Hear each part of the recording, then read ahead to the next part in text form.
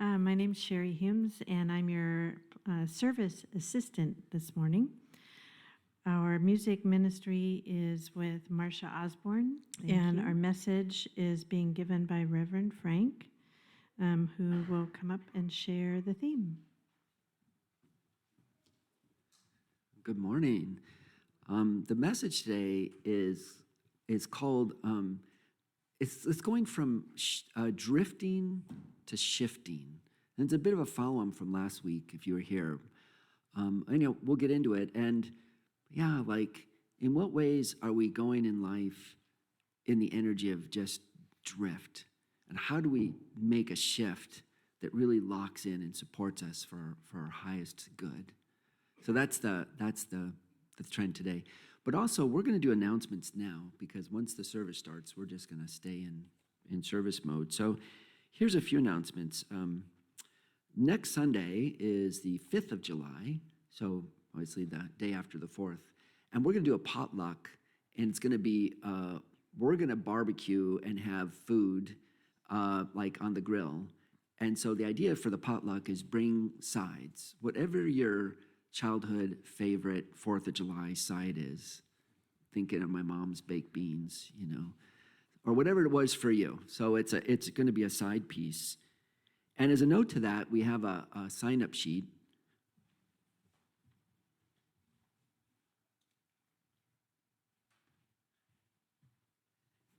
And we're going to need some people 2 or 3 people to run the grills. You can sign up for that. Or to clean up after, which is like put the tables away and the dishes, and there's 4 or 5 people for that. But also to set up. So the setup, at least one person who said they could do it, we talked about Saturday morning at 10. That's the 4th of July. So we want to come in and set up all the tables, get everything ready. But let's do it early, because it just might be that you've got stuff to do on the 4th of July. Who knows? So this will be towards the back. And I'll put this on a table that's, as you leave, it's going to be right to the right, a card table. And also on that card table, there's a big card. It's a retirement card wishing Janae all the best, because not only will it be our 4th of July potluck, but it's going to be a sort of goodbye to Janae, who's retired. And this will be her last week. And so on the 4th of July, 5th of July, come sign the card, and then we'll come say goodbye to Janae. One other announcement on a kind of a serious note. We want to do this announcement first so we can include it in our prayer consciousness for today. But our friend Sonia has friends in Gaza, and over the years, she's been able to communicate with her friends in Gaza, and she just got a communication, and she wants to update a little bit about the situation with her friends there.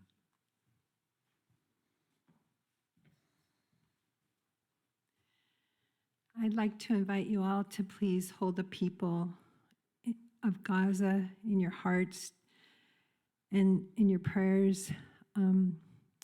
Adele, man, a father of 4 that I've been communicating with for 2.5 years.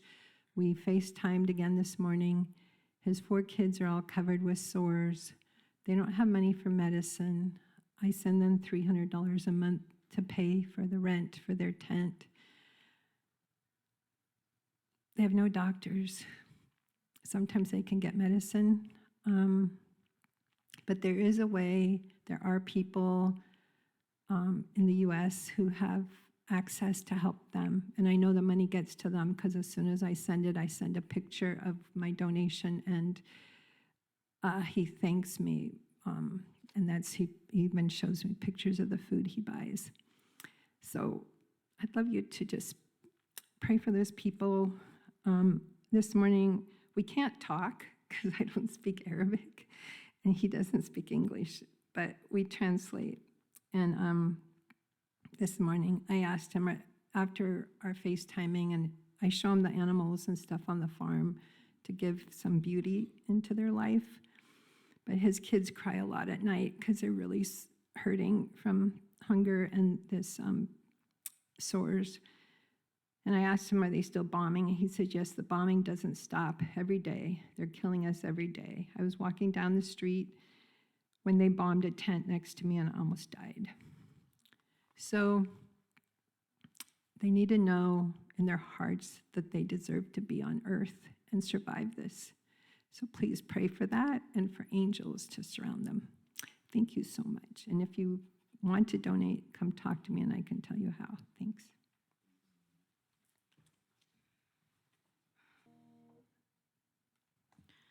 There is one living power, one presence that moves all creation, sustains everyone in our community and the world in wisdom and love. This presence abides in us, and as every person. It is the strength of our community and the light that always guides us.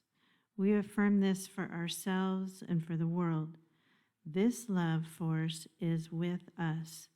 It goes before us, preparing the way. It walks beside us and rises within us, gives us courage, clarity, and peace. May this presence be felt in every heart across every boundary, bringing healing where there is pain, unity where there is division, and wisdom where there is uncertainty. We rest in this loving presence and allow it to move through us as peace and joy in action. And if you would now join me in repeating our opening invocation, which you can find in your bulletin.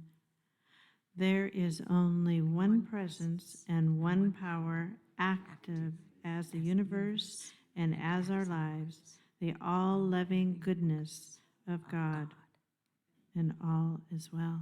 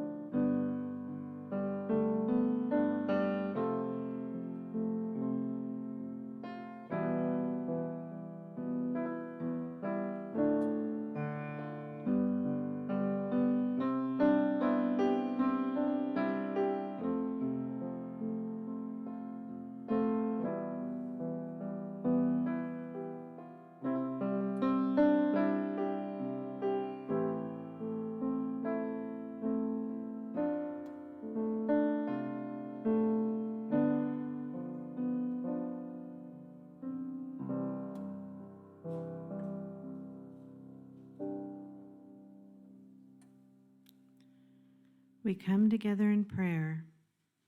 Here we are many, and as such we become one heart, one mind, joining with Spirit Divine.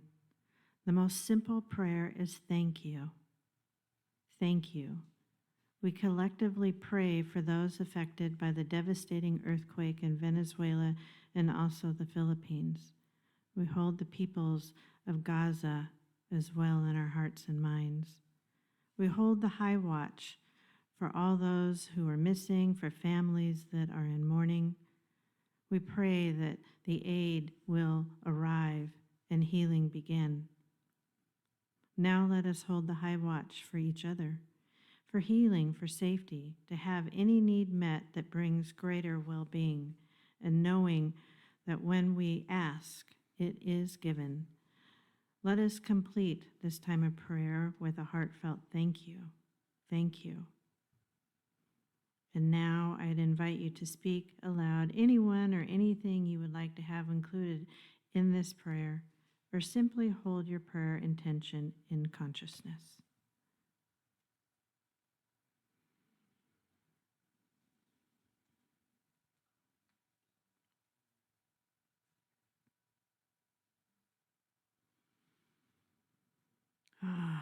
And now we begin meditation. This is for you.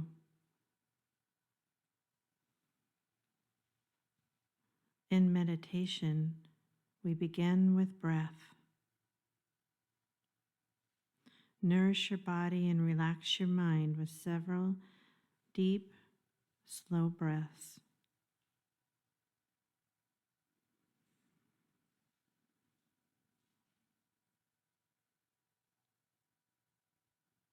As you take a new breath, feel your body respond.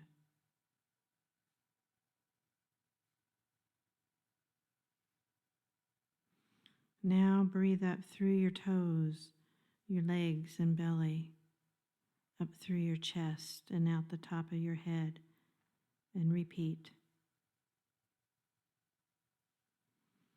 And as you breathe, imagine you were floating in a current of light and love, softly floating along.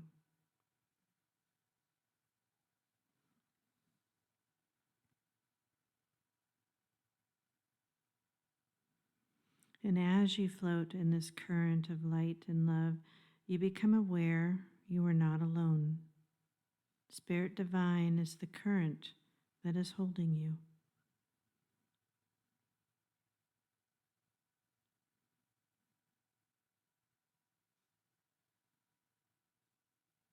You are loved. You are held. Breathe. Relax as you float in the flow of light and love with Spirit Divine.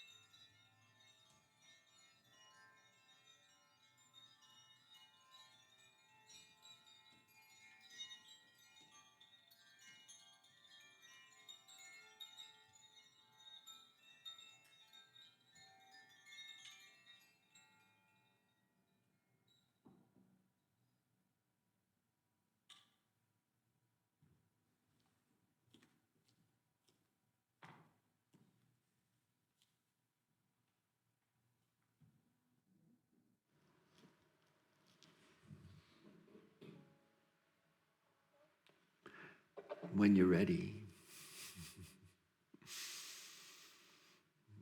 come back.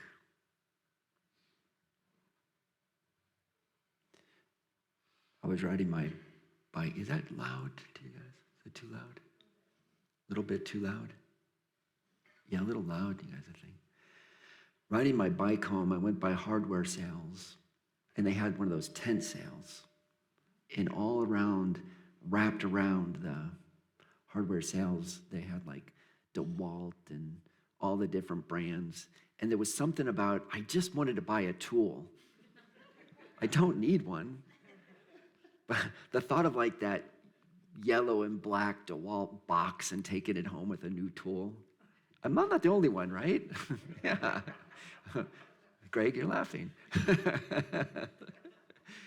So I didn't need any of those tools, but what I want to offer everyone today is a tool.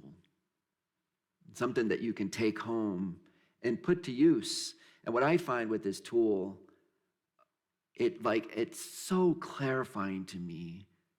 It really helps me along my awakening, my journey of paying attention, being aware, and being in the energy of presence. So to understand this tool, you have to do something first. Is what I want to ask you, everybody, is to think of a story, a real story that's in your life, something that happens to you, and it might be something like, this happened to me 2 weeks ago, and it still bugs me.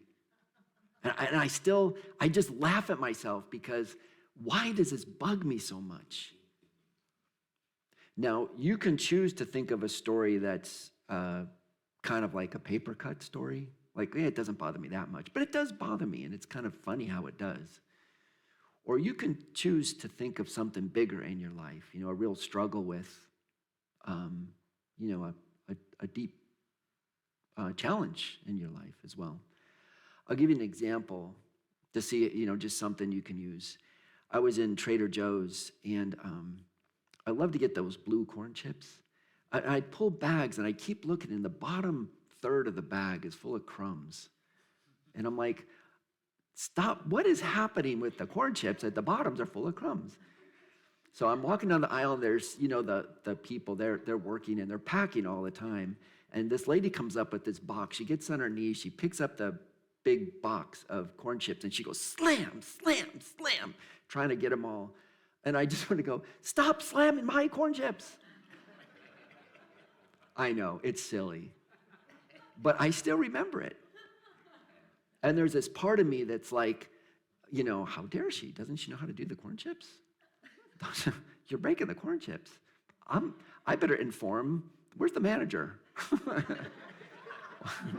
Or maybe I can make some remark. It's like, what have those corn chips ever done to you? I could just get in a little dig. I know it's silly, but this is the kind of, and I know I'm not the only one here. Hello, human beings. Here we are. So there's a way to think of this is there's a sense that we're in this place of beingness. This is the place we want to be. We're just centered. We're in presence.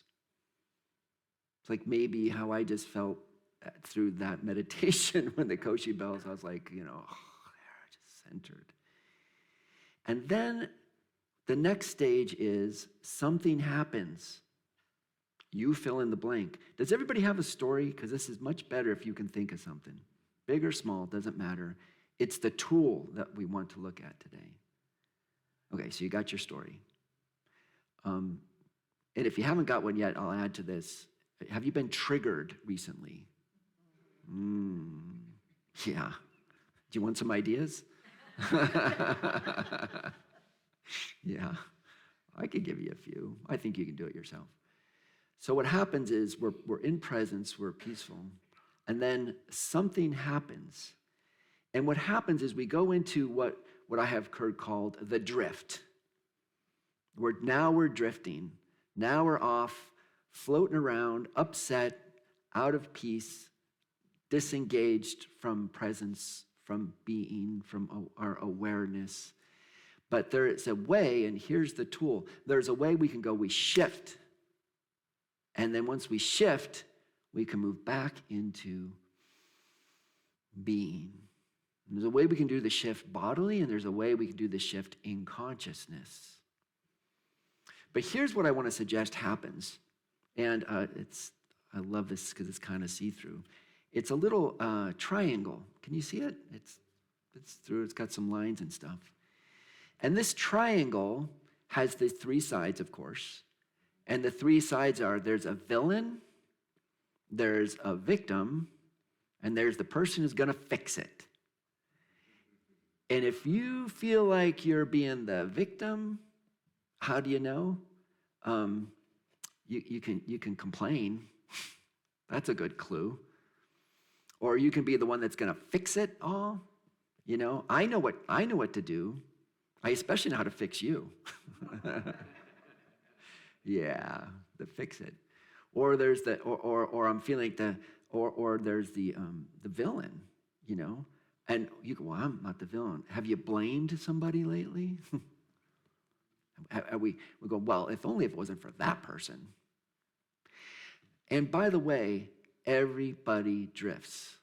That's not the question of how do we get to a point where we don't play this game.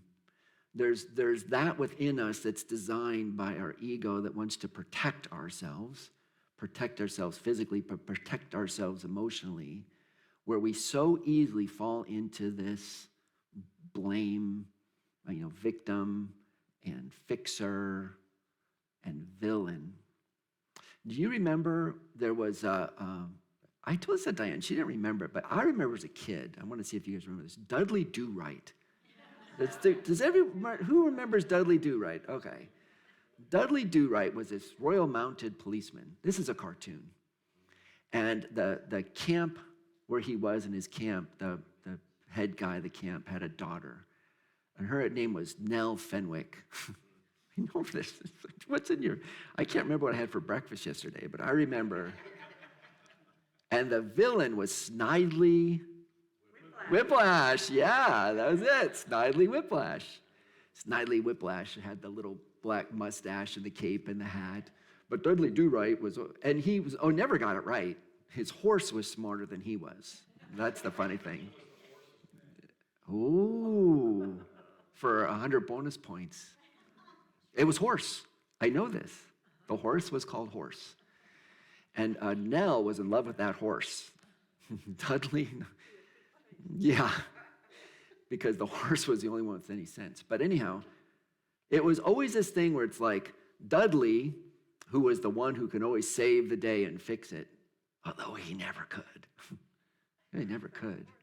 And Nell, in this cartoon, poor Nell was always the victim because the villain, Snidely Whiplash, was always seemed to be capturing Nell. And what did he do with her? Tied her to the railroad tracks. That's right. Every single time she tied her to the railroad tracks, and the horse or Dudley would save the day. What I love about it is that, of course, I didn't know this at the time. They're just showing us the ridiculousness of this play of consciousness. You know, the one who's going to fix it, the energy within us that's the victim, and the energy within us that's a villain. Of course, they never say why Snidely Whiplash is such a villain. But the thing is, they're all us. They're all us. This is when we're drifting. This is when we're drifting. I'm not drifting. I see the problems in the world. I'm going to fix them. And part of the solution, part of the tool for working with this is when this is happening and we're caught. We're caught in it. And we don't even sometimes know until we do. And here's the good part. Sometimes we can go, oh, that's happening. And then we're back into awareness. And we look at going, I'm doing that again. And that breaks the spell. We see it. We come back into awareness.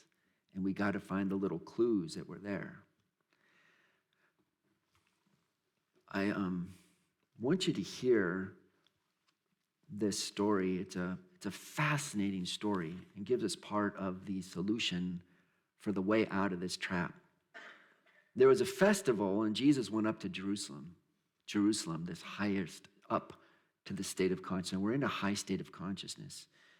And there was, by the sheep gate, there's a pool, which is called Bethesda, which means the house of mercy. So something in this world is happening. There's something about this place of mercy. And in this house of mercy, there's 5 porticos. And when you hear 5, what do you usually think of? The 5 senses. So within this house of mercy, you see a lot of people around this 5 porticos, and there was a pool of water. Now, by the way, later, if you know the story, it's not in here, but later people have told us that the theory was an angel would come down and stir the water. And if you were the first one to jump into the pool after it was stirred, you'd be healed. Yeah. What a story. What a story. So, in these, by the pool lay many ill, blind, lame, and paralyzed people. One person was there who'd been there for 38 years. Boy, can we hold on to our stories. 38 years. And when Jesus, the I am consciousness, saw this person lying there and knew that that person had been there a long time, Jesus said to him, "Do you want to be made well?" So when we're in this drifting, the question is, do we want to be made well? Do we want to get out of it? Do we want to move on? This is great. But the ill man answered, well, what do you think he'd answer? Like, yes? So here's what he says. I don't have anyone to put me in the water. When the water stirred up, and then while I'm making my way there, someone else jumps in ahead of me. I'm going to pause for a second. Okay, so there's a victim, a victor, and a fix-it. So how do you fix it? What do? You get into the water when the angel stirs it. There's a fix, right? And the guy says, I don't have anyone to help me into the water. So what's he thinking of himself? He's a victim. No one will help me. No one's helping me get in the water. And then somebody else gets in there ahead of me. What's that? The villain. So within this little story, we got the villain. All those people getting ahead of me. Those snidely whiplashes. And I try, but I can't get there first because I'm such a victim. And if only I get in the water when the angel stirred it, they would do it. They would fix me. Somebody needs to fix me. All Jesus said is, do you want to be made well? And he went, well, here's the problem. There's a victim and a victor, and there's a story of fixing it. And I'm caught in that story. Not what Jesus asked. So here's what Jesus says. He says, why don't you stand up? Why don't you take your mat? And why don't you walk out of here? Why don't you stand up? Why don't you take the mat? Why don't you walk out of here? And all at once, that man found out he was well. He took up the mat and he began to walk. Now that day was Sabbath, and so the people who were around said to the man who had been cured, it's Sabbath. It's not lawful for you to pick up your mat and walk. No sooner did he get this, he's right back, wait, there's a problem. It's Sabbath. What are you doing? You're walking with your mat. Now you're the villain, and we know how to fix it. And you're making us victims because you're rooting our religious law. And we're right back into the same mess again. Isn't that a crazy story? It's like, can we please just put the triangle down for a minute? So here's this beautiful place. So I'm going to offer, here's this story. And think of your story again. Think of your story. Well, just take a minute. If you want, just close your eyes. We started with a story. Like, my chips are broken. I'm such a victim. That woman who's dropping the boxes is the villain. I'm going to tell the manager I can fix it. And I'm still telling the story 2 months later. Caught in that energy. Caught in the like. So think of your story. And within the story, you're telling yourself this trigger, this thing that really has got you upset. Who's the villain? Who's the victim? And who are you expecting to fix it?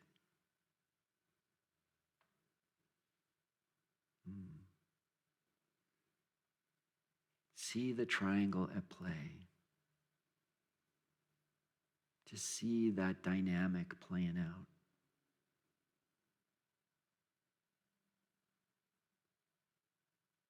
Okay.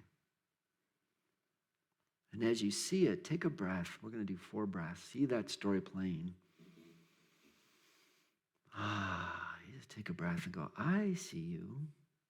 I see what's going on. And you take another breath. I see how I've been putting myself in the role of victim or villain or boy, I could just fix it. Or someone needs to fix me. Why doesn't someone fix this? Take a breath. And start to hear that different voice that allows us to stand with a more open posture where we let our defenses down. Take a breath. Come back to presence. Let your shoulders relax.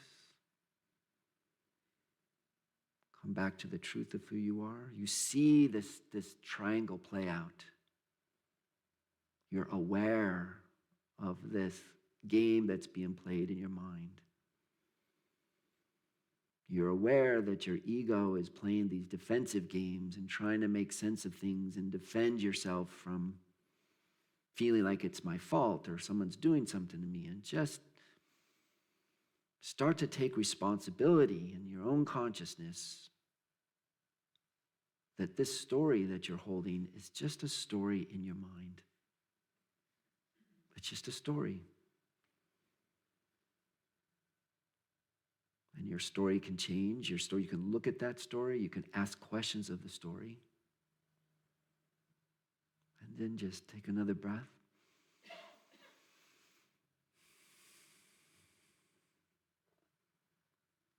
And we start with just getting back to center, getting back to presence, getting back to our essence, our center of being by seeing the story that's at play, not allowing it to own us, just seeing it. And then here's another part of the tool that I want to offer you. That the next thing we do is that we can ask a question. And this question is, I wonder.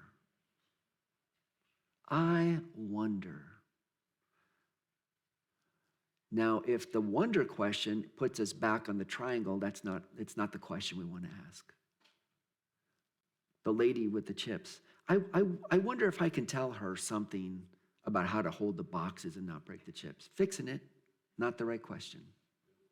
Yeah, right, good luck. Yeah. I wonder what's wrong with her. Blame. That's not the right question. I wonder if this person's having a hard day. I wonder how I might show up in love in this situation. I wonder how I can be kind to this person who's working so hard to put my favorite blue chips up on the shelf in Trader Joe's. I wonder in what ways I'm being a little overzealous and busting chips metaphorically myself. I wonder. Why are you laughing so hard?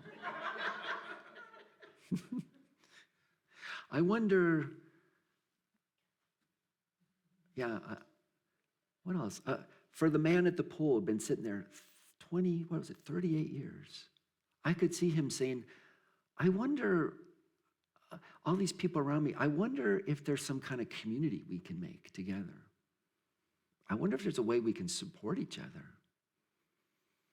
I wonder if other people are feeling like I do, and maybe we can have a community that supports each other for our growth and transformation. I wonder how I can show up in love instead of being angry and blaming. Or you can ask questions. I wonder what I did wrong that got me into this. Back to blame, back to victim. As soon as you see that, look at it over here, come back to center. I'm curious. We use our imagination and we use our strength. We use our imagination, I wonder, and we use our strength. Because in that place of imagination and our wonder and our strength, can you feel that it's now coming back to me? It's coming back. It starts putting the energy here. It starts saying, I wonder how I can show up in love. I wonder how I can be compassionate. I wonder how I can serve the situation. I wonder how I can maybe grow and let go of some of these old habits or prejudices or assumptions that I have. I wonder what I don't know that I don't know. I'm just really curious about how else I can show up. I'm just really curious that in Unity of Bellingham, I'm really curious. I wonder what's next for us.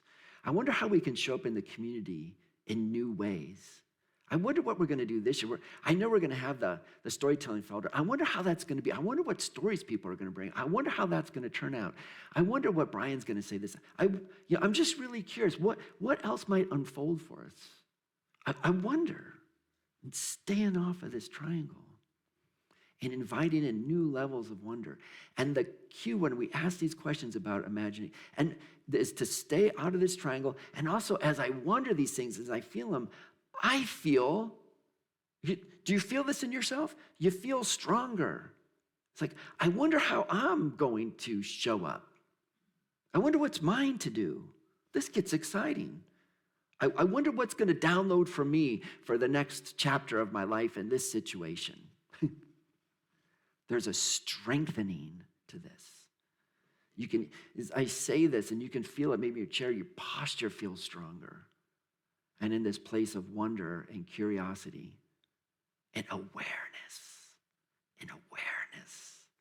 it's like, oh, I see you. Yeah, go back on the shelf. Blessings. And we never skip this. This is the nature of being human. So when it happens, you go, yeah, triangle. There it is. There it is. Presence. Something happens. We drift, and then we shift, and we're back to presence. And the question is, how long are we going to drift? The guy in the gospel, 38 years sitting there, 38 years. I wonder if there's anything I've been holding on to for 38 years that I've been blaming. Do your parents come to mind? How long have we been blaming family members? How long have we been blaming and being victim to long-term situations in our life? When do we want to put the triangle down and get radically responsible for our own lives? Let's end this in a time of prayer. If you just take a breath. Join me as we connect and know the truth of our strength and the power of our imaginations. We sit in that energy. We call forward the energy, the divine energy of strength. And we know I am that strength. I am the one who takes full and total and radical responsibility for what's mine to do.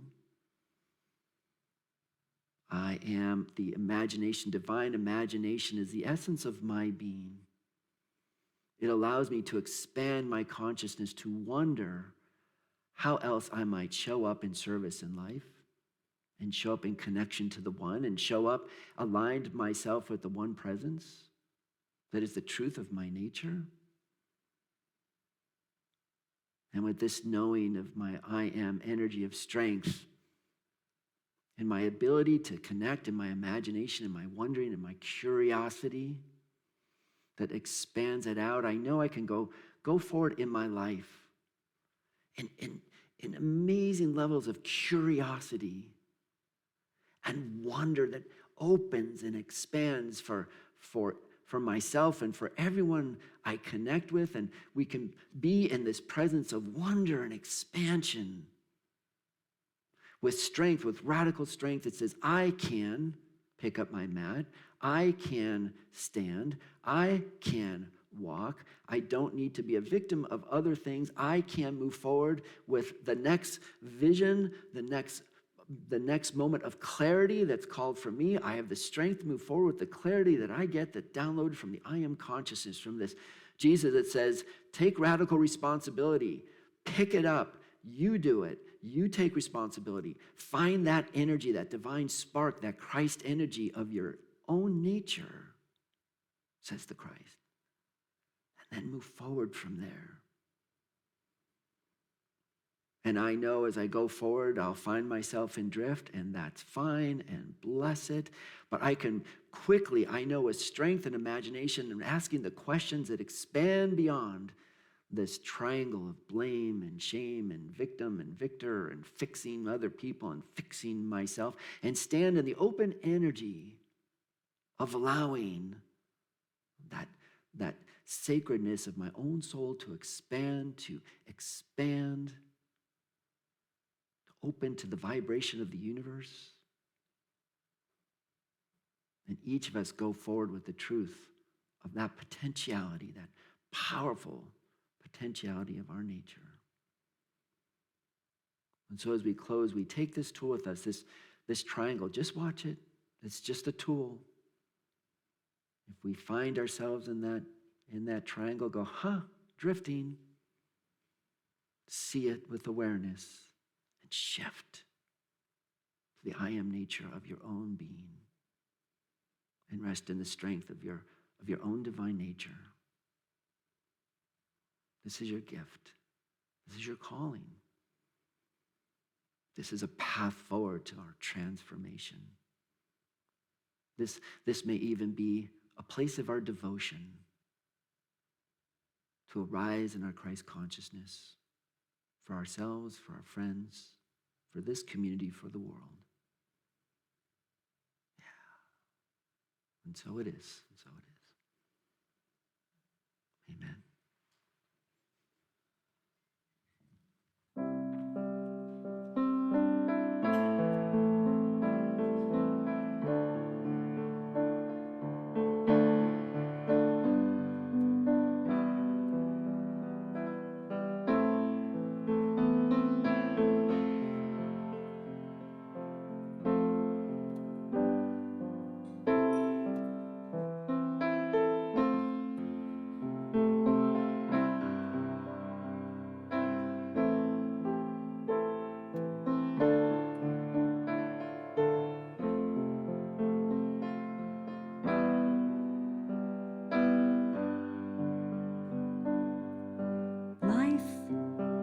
It is a song, it's in the air, I am breathing hope. It is a thought, it's in the prayer, I am praying peace. It is a dream, I feel it beating in my heart. Love, it is the bond uniting all as one in my life. It is my prayer, it is my dream, it's in my breath, it is my song.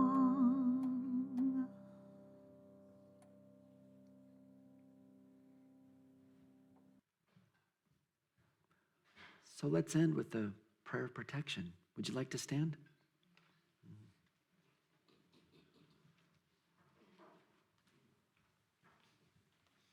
And I think most of you know it. We'll just put some good energy into it to conclude.